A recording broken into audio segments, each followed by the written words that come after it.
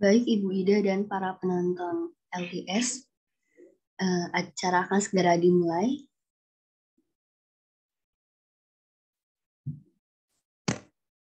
Assalamualaikum warahmatullahi wabarakatuh. Shalom. Om Swastiastu, Namo Buddhaya, salam kebajikan bagi kita semua. Selamat pagi dan selamat datang kembali kami ucapkan kepada para penonton LTS Indonesia dalam seri bincang-bincang LTS volume 53 dengan topik pembahasan urgensi dan implikasi rancangan Undang-Undang Kesejahteraan Ibu dan Anak KIA dalam industri kerja bersama Dr. Ida Susanti SHLM MCN. Dan beliau merupakan dosen hukum ketenagakerjaan Universitas Katolik Parahyangan Bandung. Baik Ibu, sebelumnya izinkan saya untuk mengenalkan LTS terlebih dahulu.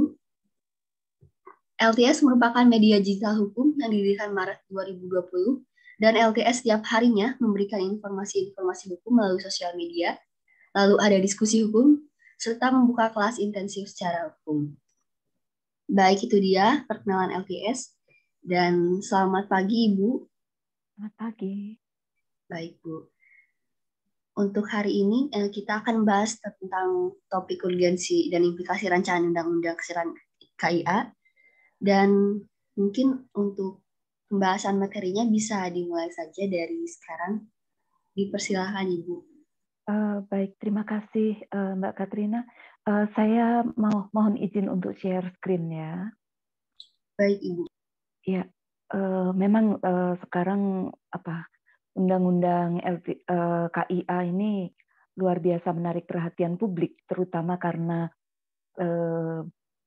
ada perubahan peraturan yang sangat signifikan, terutama berkaitan dengan cuti keluarga. Sehingga kemudian memunculkan pertanyaan-pertanyaan yang sangat kontroversial berkaitan dengan bagaimana seharusnya pengaturan tentang cuti keluarga itu di dalam suatu perundang-undangan, dan apakah dampak dari pengundangan dari RUU KIA ini apabila nanti disahkan. Nah, saya mencoba untuk mendeskripsikan beberapa pertanyaan ini yang dimunculkan oleh teman-teman dari LTS Indonesia, terutama berkaitan dengan pengaturan cuti melahirkan dalam perundang-undangan di Indonesia, apakah sudah ada atau belum, dan kemudian penambahan di dalam RUU KIA ini akan bisa membawa dampak apa, serta apakah memang pemberian cuti 6 bulan itu menguntungkan untuk pekerja perempuan, dan kemudian pendampingan yang bisa sampai 40 hari, apakah itu baik untuk laki-laki, dan seterusnya. Nah, hal-hal ini yang nanti akan kita diskusikan dalam beberapa waktu ke depan. Nah, sebelumnya saya ingin memperkenalkan dulu tentang parental leave. Berkaitan dengan parental leave ini, memunculkan konsep, yaitu bahwa ini adalah hak yang didapat oleh orang di dalam suatu perkawinan ataupun di luar perkawinan, artinya dapat diberikan juga untuk single parent gitu. Kemudian hak yang diberikan untuk orang tua dalam posisi sebagai ibu atau ayah dalam proses kelahiran atau adopsi, yang kemudian di beberapa negara itu extended juga pada hak untuk kakek atau nenek. Karena sebagai contoh di Belanda itu ada hak untuk kakek atau nenek untuk ikut serta mengambil bagian dalam mengurus cucunya. Nah, kemudian hak ini diberikan kepada pekerja tetap atau pekerja kontrak. Dua-duanya, karena prinsipnya adalah bahwa hak ini untuk melindungi kesehatan ibu dan anak, serta untuk meningkatkan kualitas tumbuh kembang anak. Oleh karena itu, tidak dilihat berdasarkan apakah statusnya kontrak atau tetap, tapi itu adalah hak sebagai manusia. Kemudian munculnya hak ini bisa karena kelahiran atau adopsi, dan diberikan sebelum kelahiran dan setelah kelahiran, atau kalau dalam adopsi, setelah adopsi. Kemudian sistem pembayarannya ada beberapa jenis di dunia. Ada yang dibayarkan oleh majikan, ada yang dibayarkan oleh asuransi, ada yang dibayarkan oleh pemerintah. Nah, cuman kemudian ada juga yang mengkombinasikan semuanya. Masing-masing pasti akan punya implikasi, nanti kita bisa diskusikan. Nah, sekarang bagaimana pengaturan tentang cuti melahirkan di Indonesia atau cuti keluarga di Indonesia? Pertama, untuk ibu bagi perempuan itu ditentukan 1,5 bulan sebelum melahirkan dan 1,5 bulan setelah melahirkan dengan cuti berbayar 100% oleh pengusaha. Sementara kalau untuk wanita yang mengalami keguguran, itu akan berhak untuk mendapatkan 1,5 bulan setelah proses kelahiran. Lalu bagi laki-laki, itu juga sudah diberikan, tapi hanya dalam waktu 2 hari setelah kelahiran, itu laki-laki mempunyai hak untuk mendampingi istrinya yang baru melalui proses persalinan. Kemudian pertanyaannya adalah mengapa ini ditambah gitu. Di sini sebetulnya tujuan dari penambahan cuti melahirkan itu terutama karena ada data yang menunjukkan bahwa perempuan itu banyak yang mengalami sakit pada waktu proses kelahiran. Tingkat mortalitas masih sangat tinggi. Kemudian baik untuk bayinya ataupun bagi ibu. Nah, kemudian di sini juga berkaitan dengan ketidakbaikan kualitas anak mengalami stunting, misalnya stunting itu tumbuh kembangnya sangat-sangat buruk dan jauh di bawah tumbuh kembang anak seusianya gitu. Nah, ini yang kemudian menimbulkan masalah hingga sekarang untuk mengatasi hal tersebut. Nah, kemudian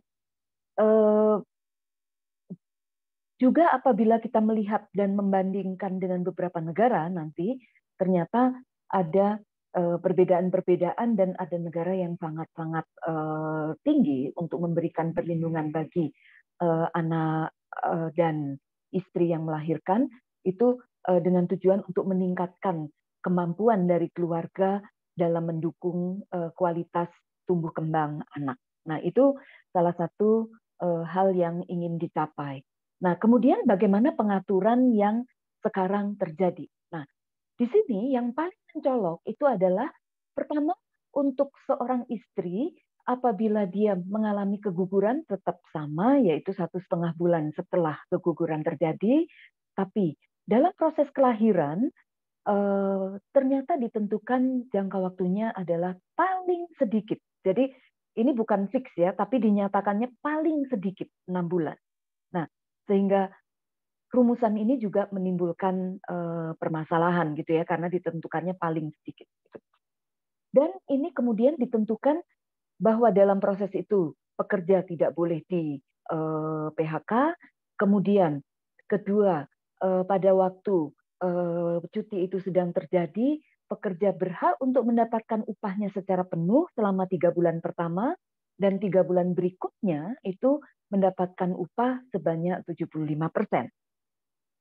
Kemudian ditegaskan bahwa dalam situasi pekerjanya ternyata gagal untuk mendapatkan haknya itu, maka pemerintah pusat atau pemerintah daerah akan memberikan pendampingan dalam memastikan pemenuhan hak dari ibu tersebut. Nah, ini yang kemudian sedikit mengindikasikan, oh jangan-jangan kalau begitu pembayarannya tidak akan dari APBN atau APBD untuk 3 bulan yang kedua, karena kalau dipikir-pikir, kalau itu dari pemerintah kan pasti harusnya pemerintah sudah menjamin bahwa tidak akan ada pelanggaran gitu ya. Tapi di sini ternyata pemerintah hanya memberikan pendampingan. Ini juga akan memunculkan pertanyaan karena berkaitan dengan perselisihan. Kalau terjadi perselisihan, pendampingan biasanya bukan dilakukan oleh pemerintah pusat atau pemerintah daerah. Atau pertanyaannya adalah siapa pemerintah pusat atau pemerintah daerah ini? Karena selama ini kalau perselisihan hubungan industrial setelah gagal untuk menyelesaikan melalui perselisihan bipartit, maka penyelesaiannya dilanjutkan dengan diselesaikan dibantu oleh entah mediator atau konsiliator atau arbiter. Nah, di sini terjadi semacam overlapping aturan gitu.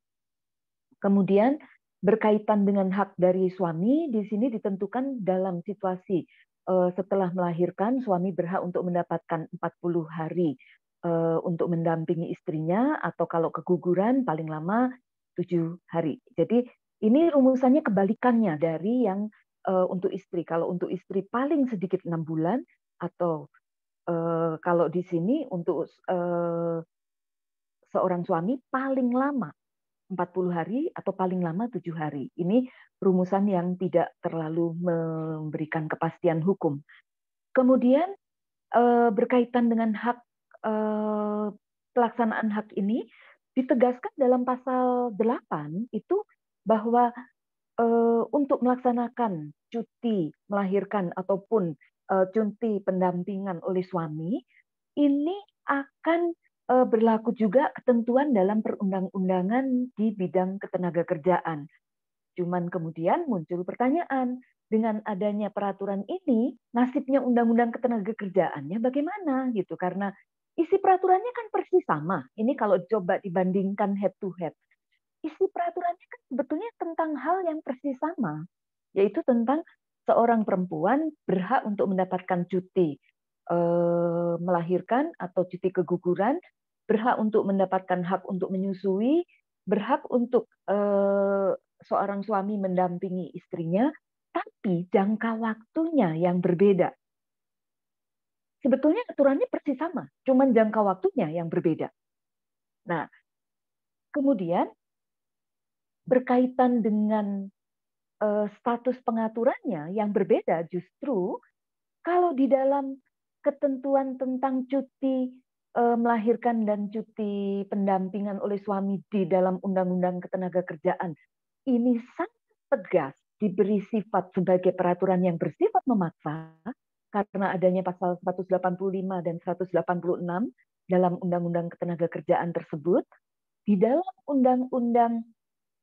di dalam RUU KIA ini justru tidak diberi sifat sebagai peraturan yang bersifat memaksa. Mengapa?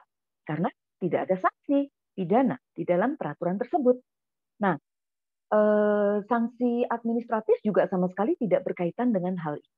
Nah, ini yang menyebabkan kalau kita paksakan RUU KIA ini yang diberlakukan, at the end of the story, dari pekerja perempuan untuk melahirkan atau keguguran mendapat istirahat, atau hak dari suami untuk mendampingi istrinya tidak lagi bersifat normatif, bukan lagi merupakan hak normatif.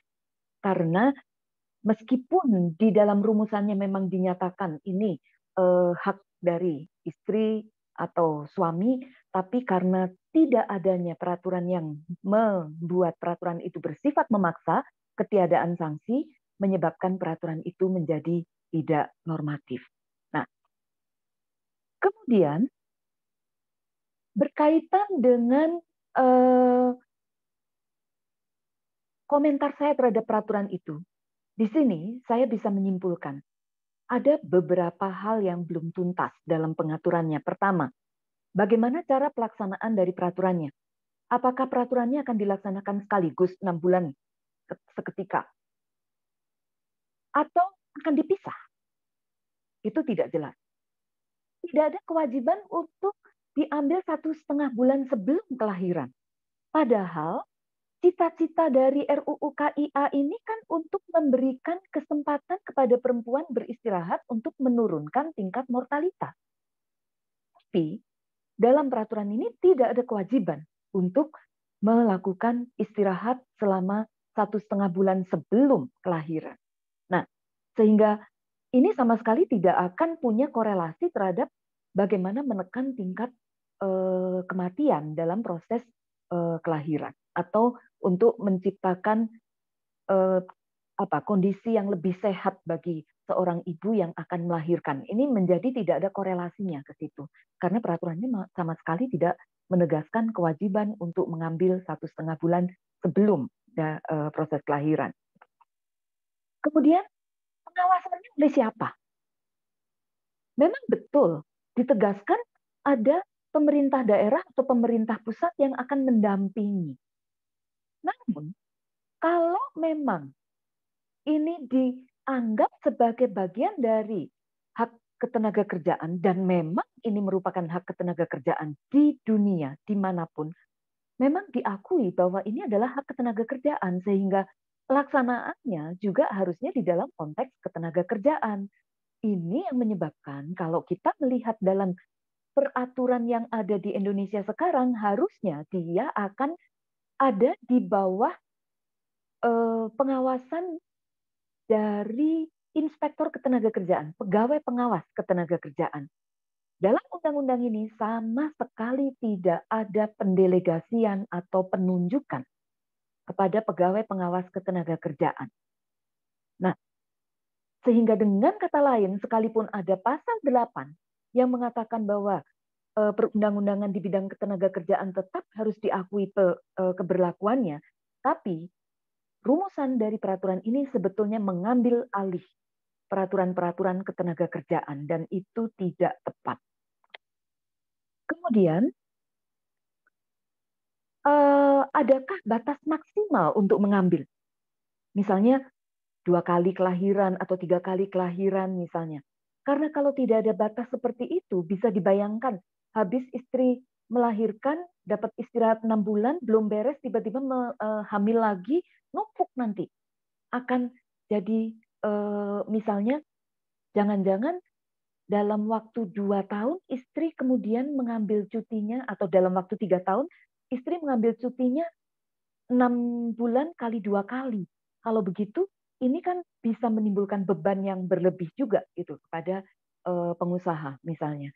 Nah, kemudian apakah aturan ini berlaku juga bagi PKWT? Seperti yang tadi saya katakan, karena ini tujuannya adalah untuk memberikan perlindungan terhadap kesehatan bagi calon ibu dan ibu yang habis melahirkan, juga untuk kesehatan anaknya, harusnya tidak dibedakan karena status dia sebagai pekerja tetap atau sebagai pekerja kontrak, karena ini adalah hak untuk mendapatkan akses kesehatan bagi perempuan. Nah, sehingga dengan demikian harusnya tidak dibedakan apakah PKWT atau bukan gitu. Kemudian sifat yang menjadi tidak memaksa tadi saya sudah jelaskan.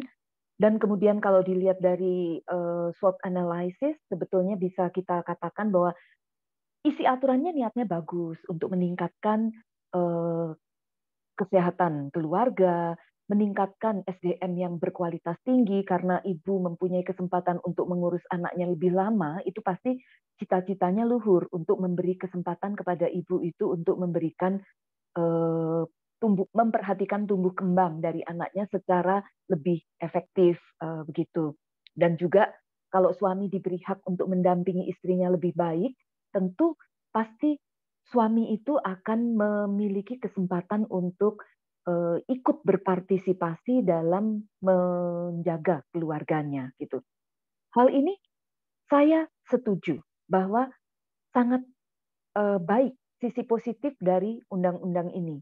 Nah, cuman yang kemudian menjadi weakness itu juga tidak bisa kita abaikan, karena pertama yang paling penting adalah ada overlapping dan ada kontradiksi antara isi dari RUU KIA ini dengan peraturan yang sedang berlaku di dalam Undang-Undang Ketenagakerjaan.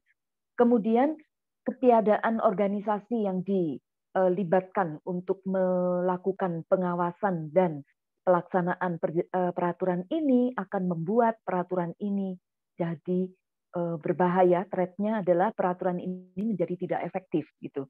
Kemudian anggaran, pengaturan tentang anggaran, siapa yang mempunyai kewajiban untuk menanggung, apakah ini ditanggung 100% oleh pengusaha? Kalau 100% oleh pengusaha, ini akan memunculkan masalah-masalah yang besar gitu ya. Threat-nya adalah bahwa perempuan bisa menjadi tidak kompetitif. Jangan-jangan nggak ada lagi majikan yang mau mempekerjakan pekerja perempuan, karena nanti beban ekonomi untuk pengusaha menjadi sangat tinggi. Ini yang akan beresiko menyebabkan perempuan mengalami diskriminasi secara tidak langsung. Jadi dalam proses misalnya melakukan lamaran pekerjaan, perempuan kemudian tidak diterima untuk bekerja karena ya tadi takut ekonomi berbiaya tinggi dari pihak pengusaha.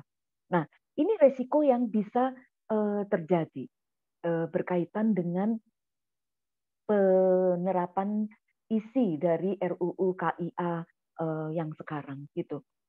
Nah, ini dari proses harmonisasi tadi sebetulnya saya sudah menyentuh ada pertentangan sudah pasti gitu ya. Yang kemudian saya ingin sedikit soroti adalah bahwa di dalam naskah akademik disebutkan secara tegas bahwa nantinya akan ada CSR atau Corporate Social Responsibility yang akan diikut sertakan untuk menangani pembiayaan untuk KIA pelaksanaan dari cuti ini tidak tepat dan bertentangan dengan pasal 74 ayat 4 dari Undang-Undang PT. Karena CSR itu ditujukan untuk pembangunan berkelanjutan dan lingkungan. Sehingga dengan demikian, ini tidak ditujukan untuk menanggulangi hak-hak yang memang ada sebagai beban biaya yang bersifat rutin dari pengusaha. Nah, sehingga kalau mengalihkan itu sebagai CSR, ini sebetulnya adalah apa ya, semacam kesesatan berpikir karena sebetulnya ini adalah tanggung jawab akan mengalihkan tanggung jawab dari pembiayaan itu kepada pengusaha, tetapi kemudian berkedok seakan-akan itu bukan kewajiban rutin dari pengusaha, makanya diambil dari CSR. Padahal kan begitu peraturan ini menimbulkan hak normatif, maka ya itu menjadi beban yang harus diantisipasi oleh pengusaha sebagai bagian dari cost. Nah, ini ketidaktepatan ini menyebabkan muncul masalah. Lalu kalau dipertanyakan, peraturan yang mana nih yang harusnya berlaku? Karena isinya peraturannya sebetulnya sama-sama tentang cuti melahirkan, sama-sama tentang hak mendampingi dari seorang suami untuk istrinya, tapi kemudian diatur secara berbeda sehingga saya akan mengatakan terjadi kontradiksi. Nah, dalam hal ini apa yang berlaku? Apakah asas lex posteriori derogat legi priori, jadi peraturan yang terdahulu itu akan dikesampingkan oleh peraturan yang lebih baru, atau lex specialis derogat legi generalis karena peraturan yang bersifat lebih khusus akan menderogasi peraturan yang bersifat lebih general. Tapi kalau dilihat dari isi peraturannya, kan tidak jelas mana yang lebih spesial, mana yang lebih general, karena dua-duanya sama-sama mengatur tentang perempuan yang bekerja atau suami yang mau mendampingi istrinya. Nah, sehingga dengan demikian, di sini tidak jelas mana yang lebih spesial, sehingga saya lebih beranggapan bahwa yang relevan itu adalah lex posteriori derogat legi priori. Nah, dengan demikian, akibatnya adalah Undang-Undang Ketenagakerjaan menjadi diabaikan. Meskipun ada pasal 8 yang mengatakan bahwa harus dilaksanakan dalam konteks perundang-undangan ketenagakerjaan. Dampaknya, ini yang membahayakan untuk pekerja, yaitu hak itu tidak lagi menjadi hak normatif. Karena ketiadaan sanksi di dalam RUU KIA tersebut. Nah, ini yang menyebabkan saya sangat-sangat khawatir berkaitan dengan pemberlakuan dari RUU KIA ini. Kemudian bagaimana berkaitan dengan di lapangan? Di lapangan sudah jelas bahwa perempuan itu tidak kompetitif. Gaji, dari segi gaji dia lebih rendah, data mengatakan. Kemudian dari segi bagaimana mereka ditempatkan untuk bekerja, ternyata perempuan ditempatkan justru di pekerjaan-pekerjaan yang bersifat lebih rentan, lebih tidak formal begitu. Nah, ini yang menunjukkan bahwa perempuan tidak kompetitif. Kalau ditambah lagi dengan 6 bulan sekaligus untuk cuti yang kemudian dibayar oleh pengusaha, akan makin menekan tingkat competitiveness dari perempuan tersebut dalam pasar kerja. Nah, itu yang sangat membuat saya agak khawatir sebetulnya, gitu ya. Meskipun tanpa tanpa indikasi bahwa saya menentang diberikannya cuti 6 bulan. Enggak, bukan itu. Karena cuti 6 bulan ya baik-baik aja, tapi yang penting adalah bagaimana melaksanakannya. Nah, karena dalam RUU KIA itu belum ada, itu yang menyebabkan saya lebih banyak khawatir daripada leganya gitu. Nah, kemudian kalau kita bandingkan dengan di beberapa negara, ternyata Indonesia sebetulnya peraturannya tidak buruk-buruk amat yang sekarang sudah ada pun gitu ya, karena peraturan yang sekarang ada pun itu ternyata tidak jauh berbeda misalnya dibandingkan dengan yang berlaku di Singapura. Karena di Singapura juga ternyata di sini pemberian pemberian perlindungannya adalah 16 minggu cuti berbayar, sementara dengan kewajiban 2 minggu sebelumnya diambil sebelum dia melahirkan gitu. Nah, sehingga di sini peraturannya sebetulnya head to head nggak terlalu jauh, cuman yang berbeda adalah kalau di Singapura itu kemudian pemerintah yang membayar, bukan pengusaha. Gitu.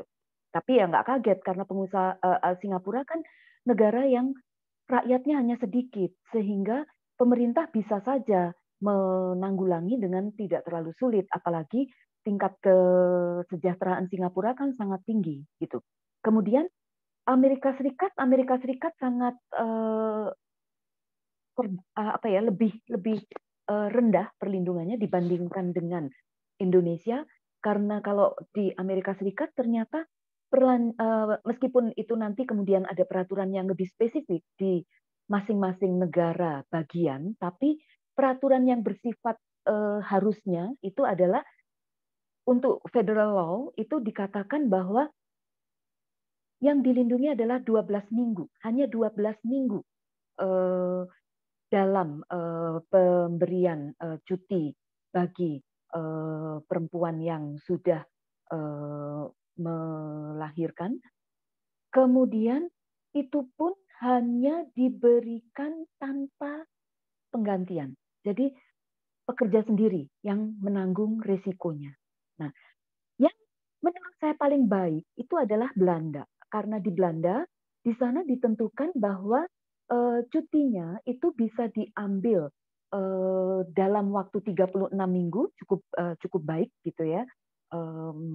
Kemudian 4 minggu sebelum pekerja itu melahirkan itu harus sudah cuti, dan kemudian pembiayaannya memang tidak diberikan 100%, hanya dibayar 70%, dan itu pun dibayarnya oleh semacam BPJS-nya di Indonesia.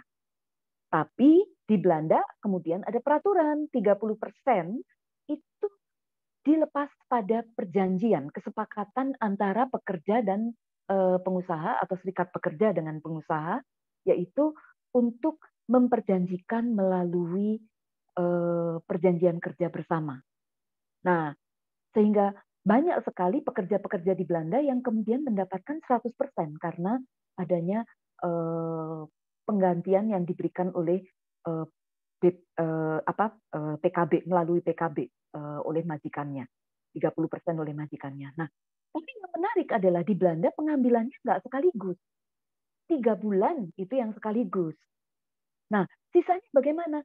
Boleh diambil di saat dibutuhkan sesuai dengan kesepakatan antara pekerja dengan majikannya sampai anak itu mencapai usia 8 tahun.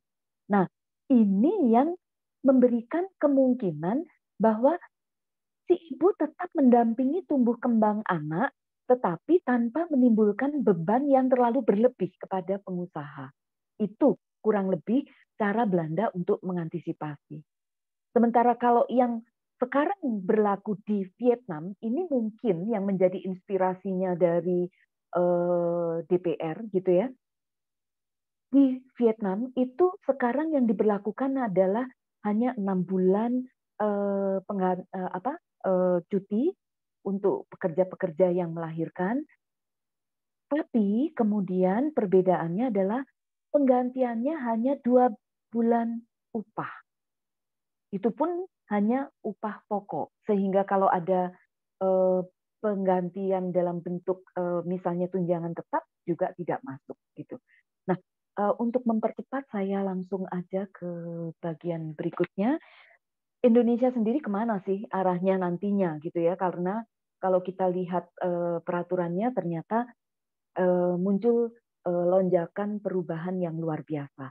Kalau kita lihat peraturan yang ada di dalam Undang-Undang Ketenagakerjaan yang sekarang, sebetulnya Indonesia sudah me, apa ya, memenuhi kewajiban yang dimunculkan dalam ILO Convention 183.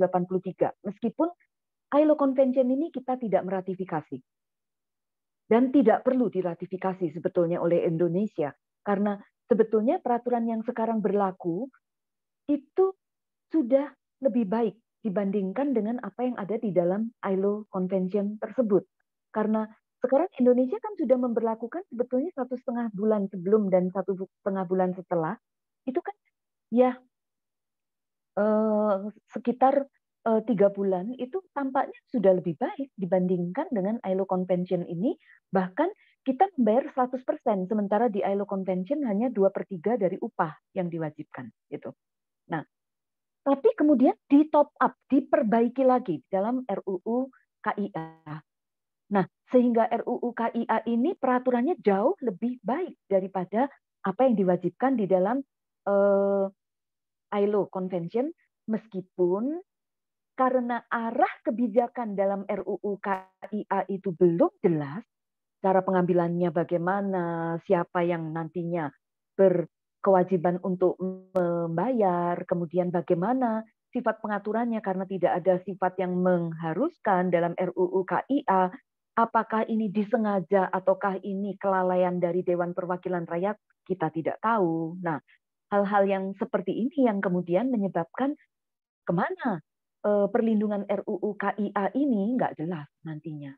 Nah, sehingga kemudian memunculkan berbagai pertanyaan-pertanyaan untuk pemberlakuan dari RUU KIA ini.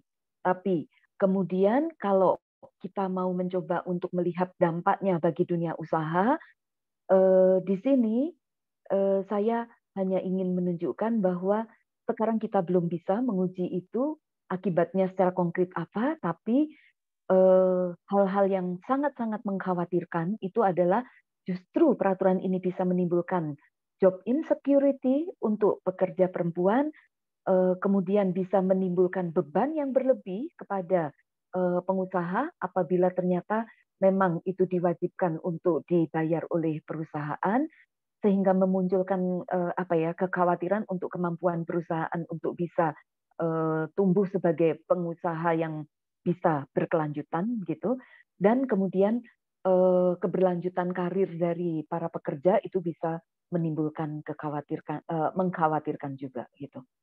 Dan satu hal yang paling ingin saya simpulkan berkaitan dengan sikap saya, gini, hak cuti untuk cuti keluarga ini yang paling penting adalah dia seharusnya tidak diatur dalam RUU KIA, melainkan diatur dalam Undang-Undang Ketenagakerjaan. Jadi kalau mau diganti menjadi 6 bulan pun bukan dimuat dalam RUU KIA, melainkan dimuatnya dalam Undang-Undang Ketenagakerjaan. Mengapa? Karena peraturan ini adalah menghasilkan hak ketenagakerjaan. Sehingga kita butuh punya satu peraturan ketenagakerjaan yang menyatu, tidak tercerai-berai di perundang-undangan yang lain-lain. Karena kalau peraturan tentang hak ketenagakerjaan tercerai-berai dalam peraturan yang lain-lain, satu, menimbulkan kesulitan untuk memahami apa yang merupakan hak normatif dari pekerja. Kedua, akan menimbulkan kesulitan untuk penegakannya karena dalam RUU KIA ini tidak ada penegasan tentang pegawai ketenagakerjaan yang diberi kewenangan untuk melakukan sesuatu. Dan yang kedua, bahwa tugas dari inspektor ketenagakerjaan atau pegawai pengawas ketenagakerjaan itu memang ditugasinya oleh Undang-Undang Ketenagakerjaan. Nah, ini yang menyebabkan peraturan di dalam RUU KIA ini sebetulnya tidak pada tempatnya. Lalu apakah harus dihapus? Tidak. Silakan mengatur dalam RUU KIA, tetapi bukan dengan menentukan 6 bulan atau 40 hari untuk suami, melainkan bahwa istri berhak untuk mendapatkan cuti melahirkan. Suami berhak untuk mendapatkan cuti pendampingan bagi istri yang melahirkan. Namun bagaimana pengaturannya nanti dimuatnya dalam Undang-Undang Ketenagakerjaan.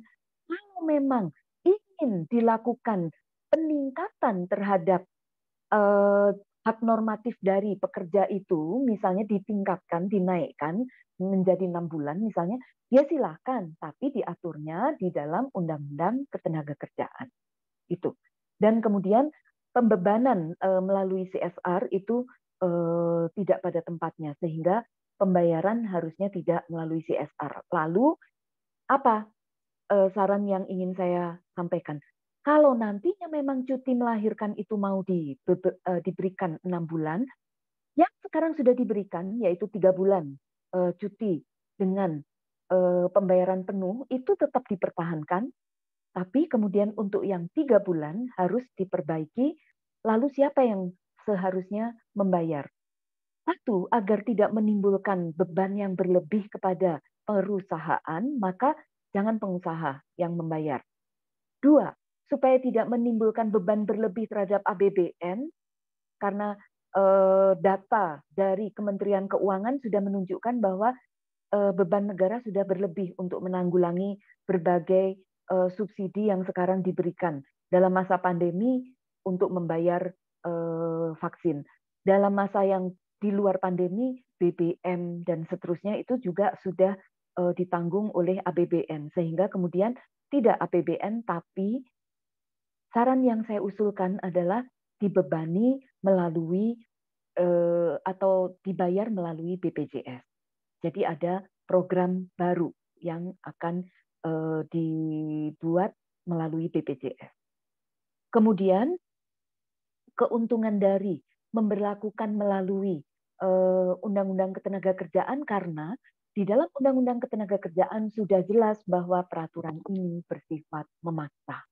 Nah, itu yang bisa saya sampaikan. Terima kasih untuk segala kesempatan yang diberikan dan mohon maaf untuk segala kekurangannya. Saya kembalikan kepada moderator. Silakan. Baik, terima kasih Bu atas pemaparan materinya. Sebelumnya saya izin bertanya, Bu. Ya, kan tadi ada cuti pendampingan, Ibu. Kalau semisalnya kan ada cuti pendampingan itu didampingi oleh suaminya tadi kan.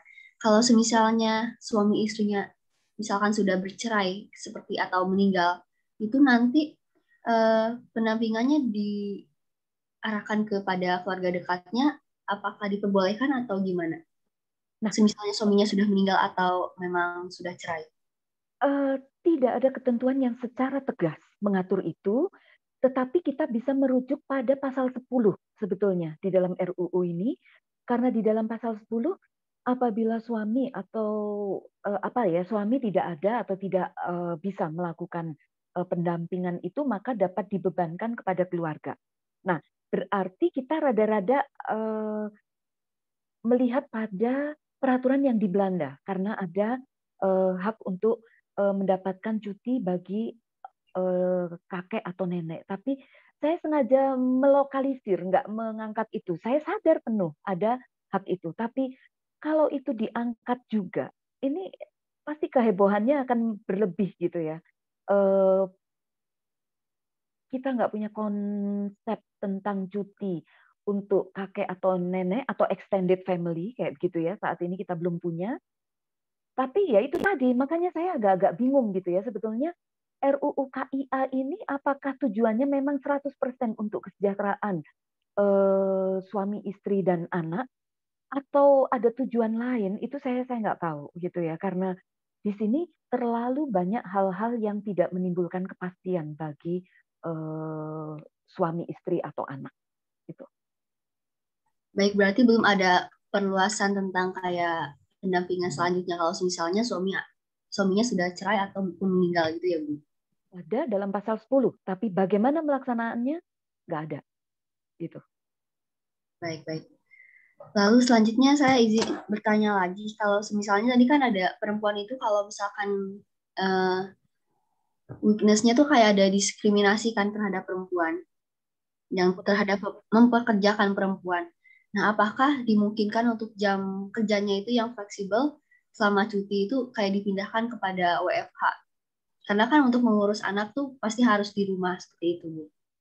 Nah, ini yang bisa menimbulkan dilema juga, karena data menunjukkan bahwa tingkat partisipasi perempuan itu banyak di justru pekerjaan-pekerjaan rentan.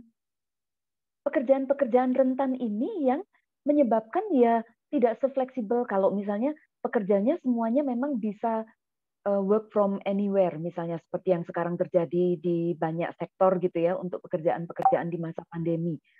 Kalau ada luxurious itu, ya itu akan menjadi ideal begitu ya, karena dia bisa bekerja dari manapun gitu ya.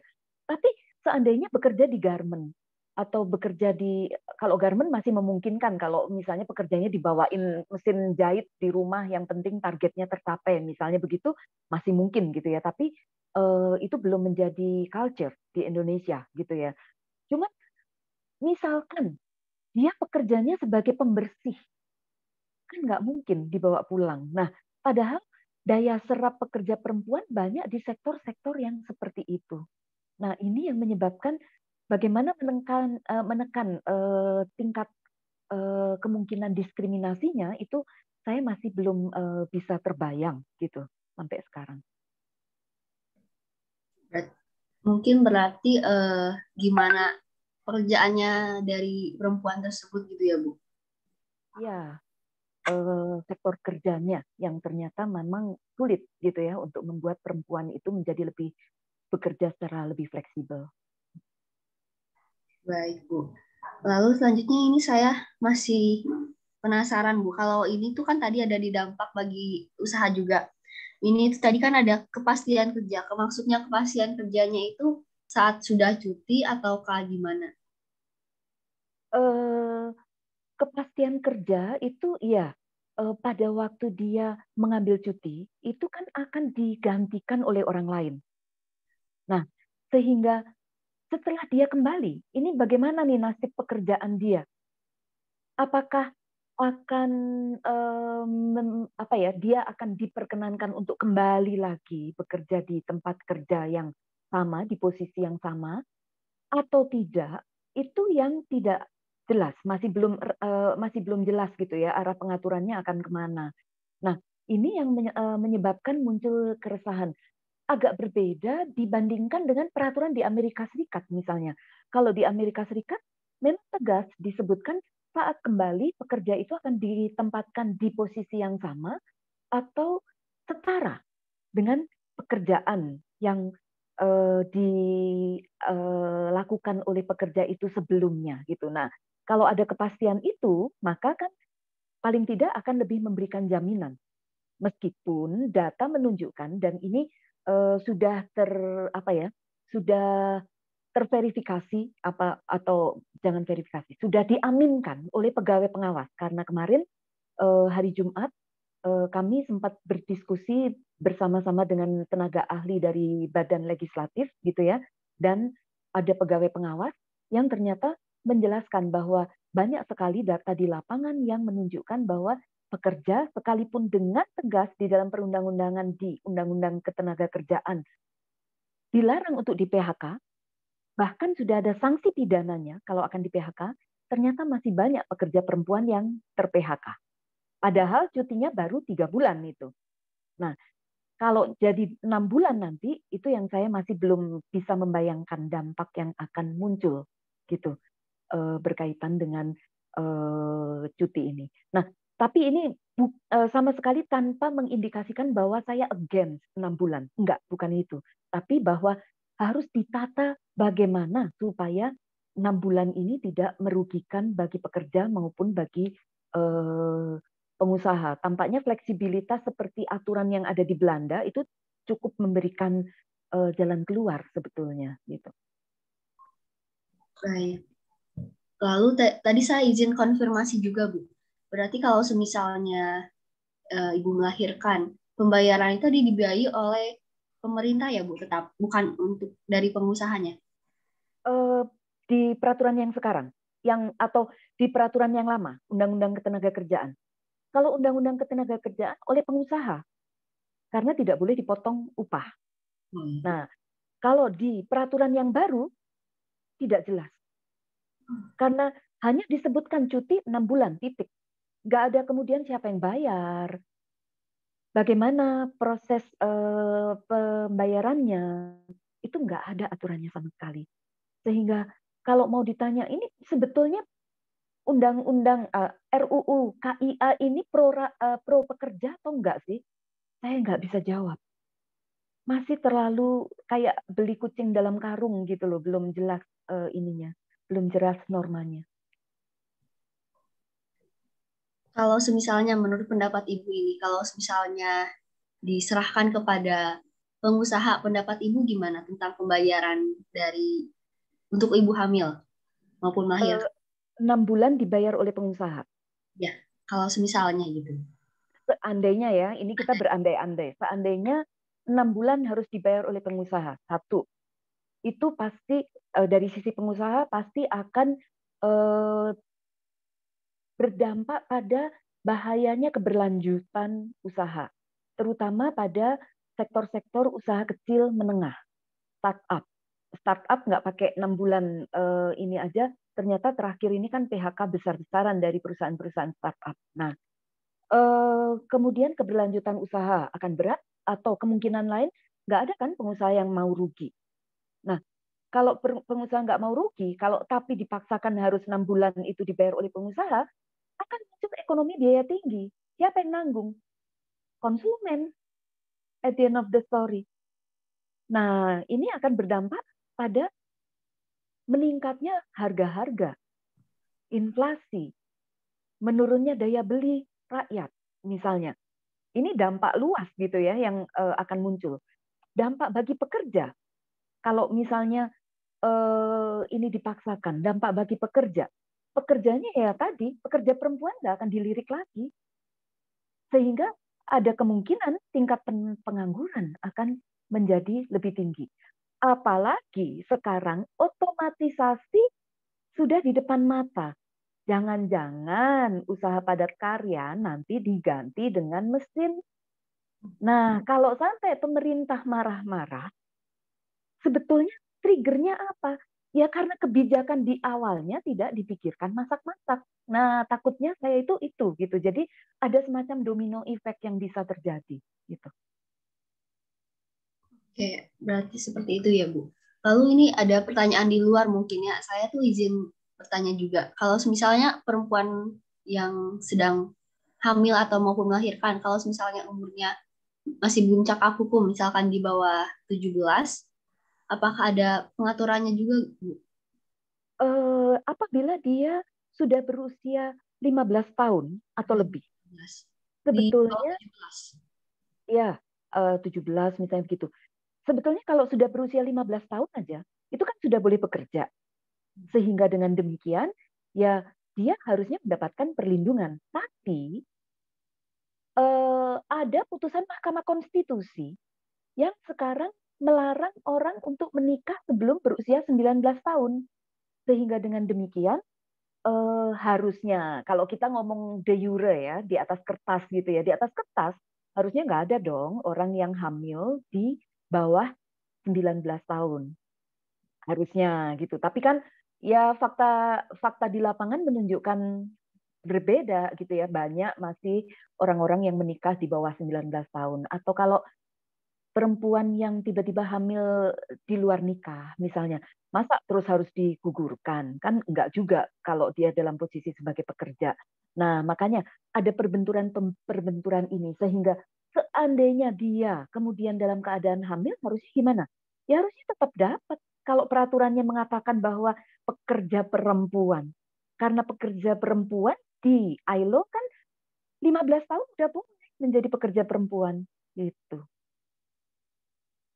Oke, berarti kalau misalnya sudah diperbolehkan, semisalnya kalau tadi masih anak-anak 15 sampai 16 kemungkinan gitu, kalau suaminya istilahnya misalnya kabur, itu apakah pertanggungjawabannya tetap kepada istrinya atau gimana? Ini berkaitan dengan apa nih? Berkaitan dengan masalah cuti ini atau apa?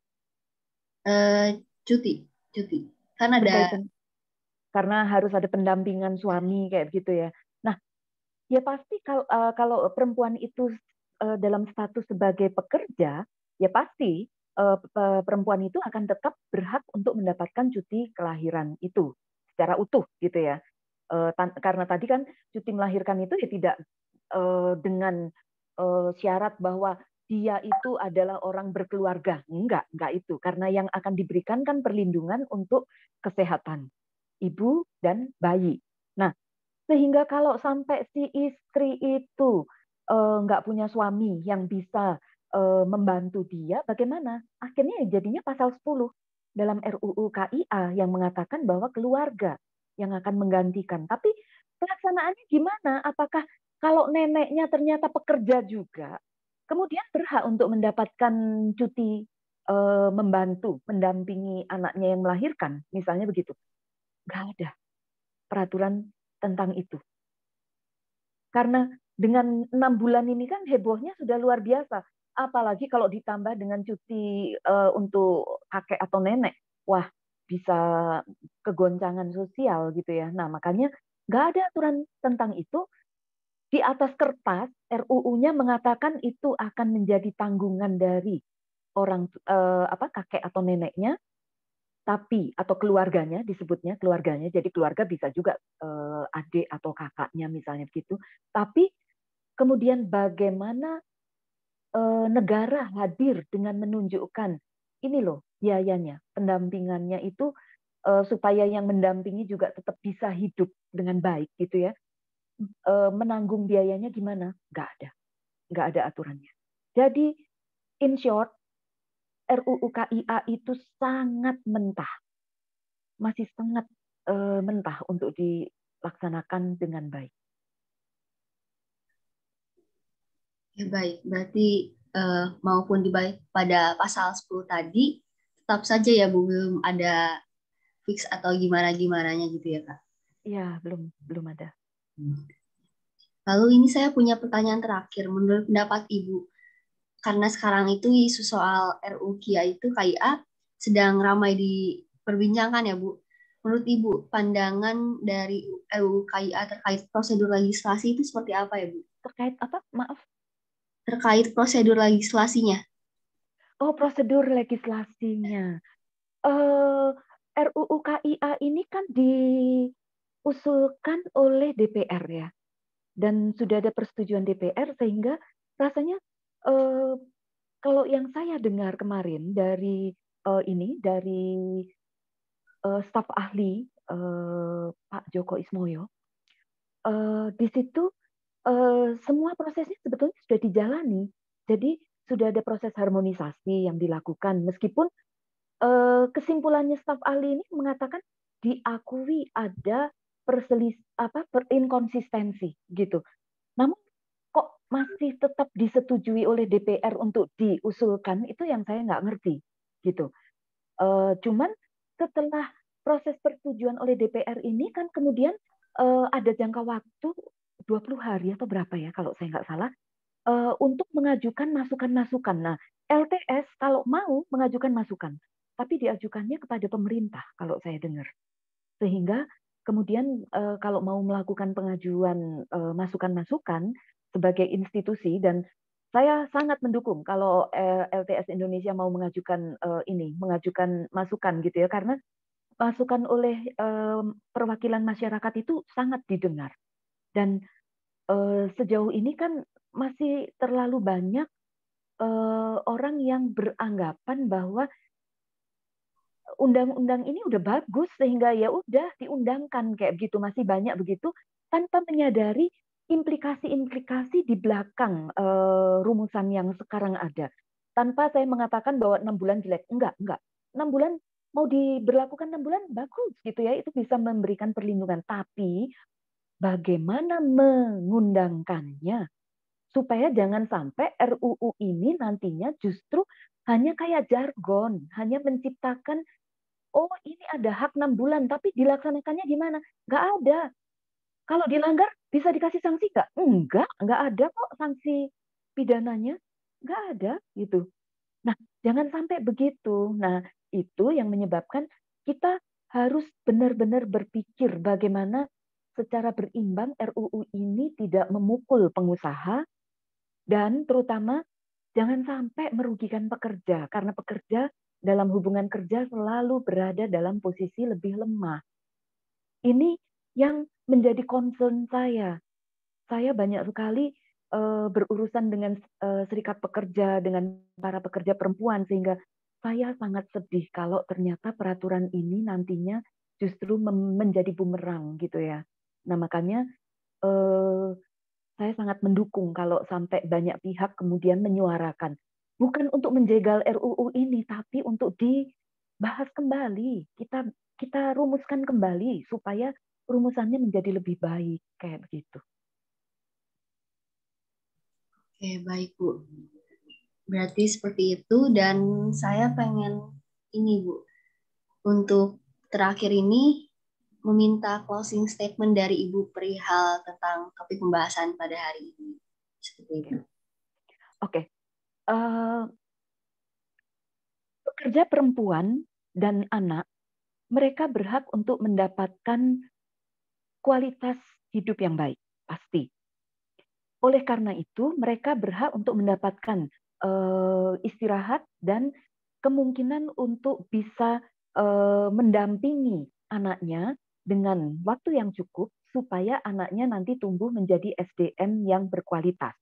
Oleh karena itu, kemudian perlu juga ada pendampingan dari suami. Nah, dalam hal ini, yang kemudian perlu untuk dilakukan adalah ada proses legislasi yang sangat-sangat matang untuk membuat supaya hak dari pekerja itu betul-betul menjadi hak normatif yang dapat dilaksanakan tanpa menimbulkan kerugian bagi keberlanjutan usaha dari pengusaha. Nah, ini yang menyebabkan bagaimana beban untuk pembayaran hak cuti yang akan diberikan serta keberlanjutan kerja dari pekerja perempuan itu harus diatur secara lebih baik. Itu pernyataan yang ingin saya sampaikan. Terima kasih. Baik, terima kasih Bu Ida atas pemaparan materinya untuk topik pembahasan kali ini. Dan untuk selanjutnya saya ingin dokumentasi terlebih dahulu. Baik, untuk dari teman-teman operator bisa mendokumentasikan.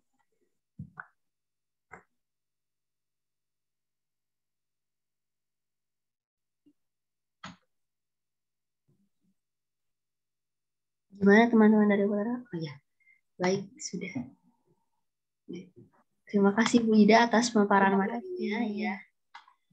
Dan untuk teman-teman penonton LPS, setelahnya saya terima kasih juga untuk sudah menonton. Untuk itu saya penutupan acara pada hari ini saya tutup. Wassalamualaikum warahmatullahi wabarakatuh. Shalom, Om Santi Santi Om, dan Namo Buddhaya. Terima kasih dan selamat siang. Terima kasih. Sehat selalu.